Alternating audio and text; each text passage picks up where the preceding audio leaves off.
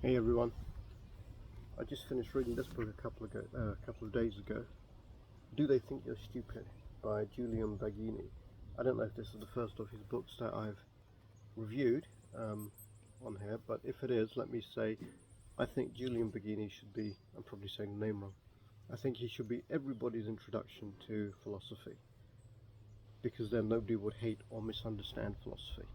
And the reason a lot of people do hate or misunderstand philosophy is because a lot of it is just absolute nonsense, which according to another one of his books I read, is the result of people in philosophy faculties around universities getting one up on each other by being smarter. Basically, pointless philosophy, mental gymnastics that doesn't achieve anything. But the whole point of philosophy is being able to think clearly, being able to understand clearly, being able to understand life and explain things. So it really is the basis of science. And the love of knowledge, that's what philosophy means. Sophia, knowledge, philo or philo, love. So this book is brilliant. I'll read you the back. A curiosity cabinet of spurious reasoning and spin. Every society needs its garden of good sense. Baggini is ours. That's from the Financial Times. An entertaining collection. Fans will appreciate the author's skeptical wit. Yeah, there is that as well. The Guardian. For all those sick of politicians and their slick spin, or bored of broadcasters who bombard and bully their hapless interviewees, Do They Think You're Stupid has the answer, written by the author of the best-selling The Pig That Wants to Be Eaten. These short, stimulating capsules of philosophy cut through the woolliest of rhetoric to identify the faulty reasoning and tricksy argumentative strategies that are used around us every day. And the way it does it is it just comes up with lots of different examples of a dodgy argument and how they're used. So one example in here is old ground. When a lot of people say, "Oh, that's old ground, we don't really have to go over that anymore," people accept that as an acceptable answer. People take that as, okay, the question done. And it was used a lot when people were being questioned about weapons of mass destruction. Did Saddam Hussein have weapons of mass destruction? Which I think is important, because the assumption that he did has led to the death of literally probably millions of people. This war on terror overall has killed millions of people. I think it's 5 or 6 million now. And obviously, if you can call they'd love to. Israel would love to call what they're doing an extension of the war on terror or self-defense, which once they've obliterated Gaza, they've already started on Lebanon, because Lebanon is threatening them now simply by existing in part of the world which they think should be Israel.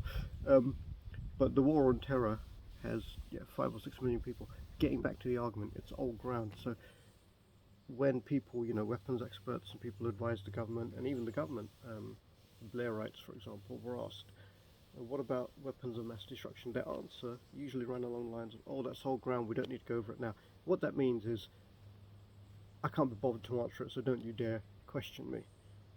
Even if it's never been answered, that's taken as an acceptable answer, which obviously is bullshit.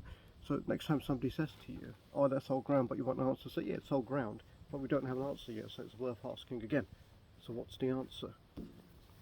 Can you imagine if you knew all of these, how much of a impossible person you'd be to pull one over on? And actually, I just opened it on that page, it's that old chestnut, so oh god, not that one again, we've already done that, I never answered it, I fobbed you off, but we've already done it.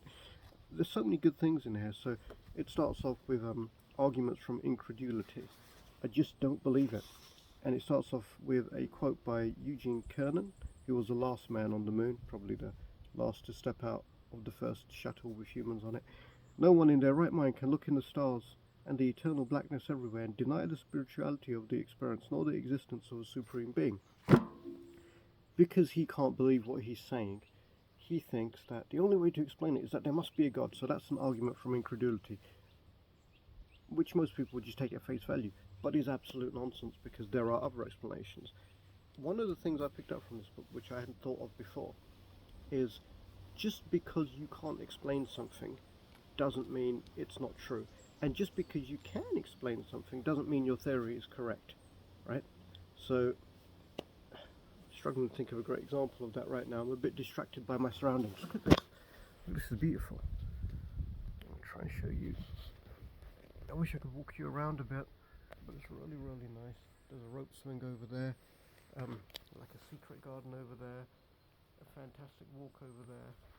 In the middle of nowhere, but I love it. Nice place to read books.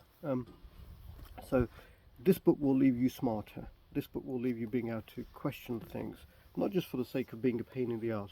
You know, why? Not that, just because you want to know the actual explanation. When you've got a lot of different explanations for something, people often think that the theory which seems to answer the most things, the explanation which seems to cover the most observable facts, has to be the correct one. But a really good example of that is given in here, where a theory that was, all made sense, all fit together, explained so much of history, was David Icke's theory of lizard human beings running the earth. Which is obviously nonsense, right? But it answered most of the questions. There's some really interesting birds flying overhead. In reality, we don't know everything, right? And so it's likely that the theory which is actually the closest to the truth is the one that has gaps in it, because there are things we don't know.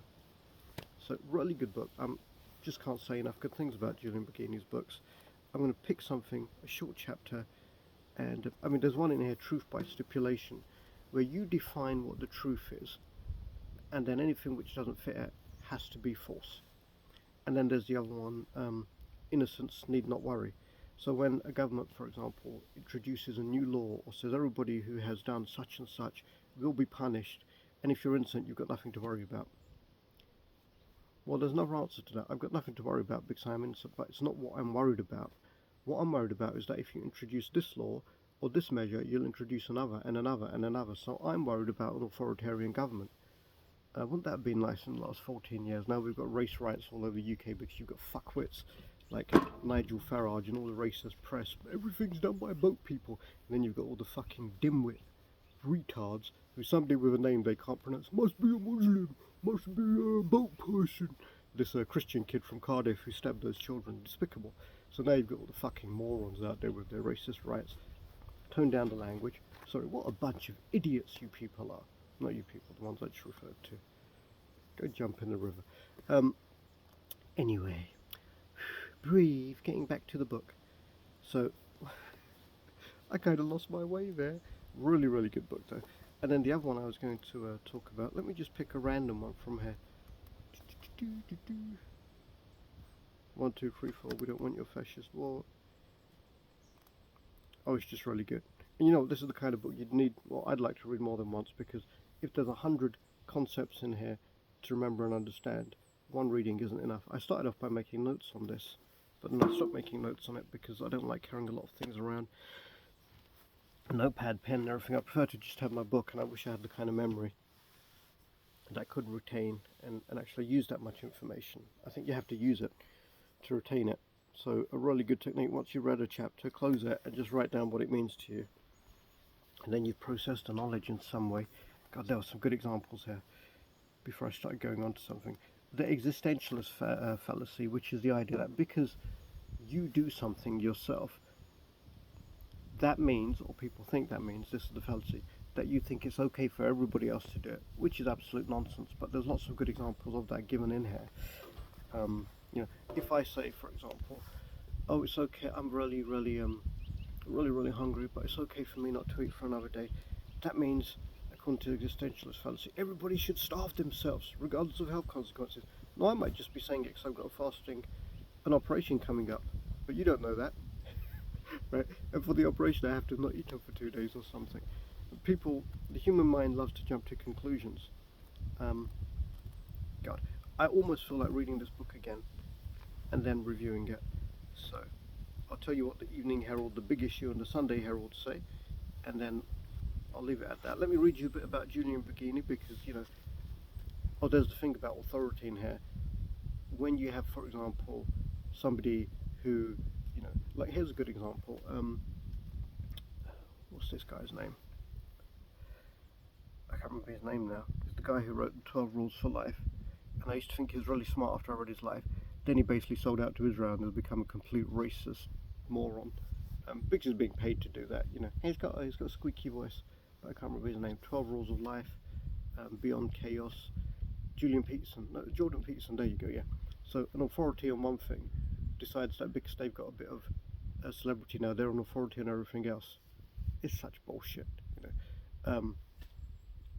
The cardinal, there's one about the cardinal where a priest says people who have abortions are murderers and this and that, and then the argument is that whether somebody has an abortion is nobody's business but the mothers and the clinicians who's doing it.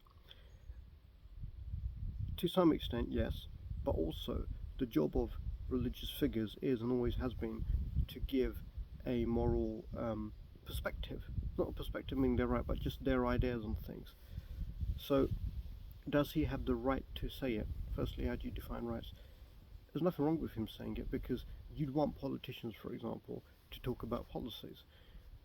Religious people are supposed to be those who've spent a long time thinking about the moral and religious, side of current events and what goes on in the world. So yeah, it's not that he should never say that. He can say it, you don't have to pay attention to it. It's just his opinion coming from somebody who spends a lot of time talking about it. So for example, when somebody, like a celebrity, celebrities can just mouth off about anything they know nothing about, but people listen to them because they're celebrities, right? Writers, you get some celebrity writes some bullshit book and everybody buys it because it's, oh, that footballer, oh, that, whatever. They're not fucking writers. Mostly it's ghostwriters, so at least it gets employment for people who do have writing skills. It's starting to rain. I'm going to leave you with the back of this book and something about Julian and give it a 10 out of 10. And by the way, it's this. Do they think you're stupid? 100 ways of spotting spin and nonsense. Can't even see it. I'm not looking at the camera. Hold the book over there. Right? Do they think you're stupid? 100 ways of spotting spin and nonsense from the media pundits and politicians. A perfect defence against quackery, superstition, distortion, dissimulation, and nonsense of all kinds. London Review of Books, which is very good. Actually, having read this, I get wound up a lot less when I hear people saying things I think are stupid. I just realise they don't get it. Yeah? You can't have a go at somebody who can't walk if they've never been shown how to walk or they're 2 years old, right? If you've never read this book, I understand if you're stupid. Okay. Julian Baggini is the editor and co-founder of the Philosopher's Magazine. His books include Should You Judge This Book by Its Cover?, Welcome to Every Town, A Journey into the English Mind, What's It All About?, Philosophy and the Meaning of Life, and the best-selling The Pig Wants to Be Eaten, which has been translated into 18 languages. Blimey. Okay, and then the author, one of Britain's most popular philosophers, has managed to condense 100 examples of his argument into easily digestible form. For anyone who has ever wanted, thus by the Evening Herald. For anyone who has ever wanted to be a past master at winning... Oh, no, never mind. That's not a good review. But the book is superb. 10 out of 10. Read it. Just for entertainment, just to be a bit smarter, just to be able to think more clearly. And have a nice day.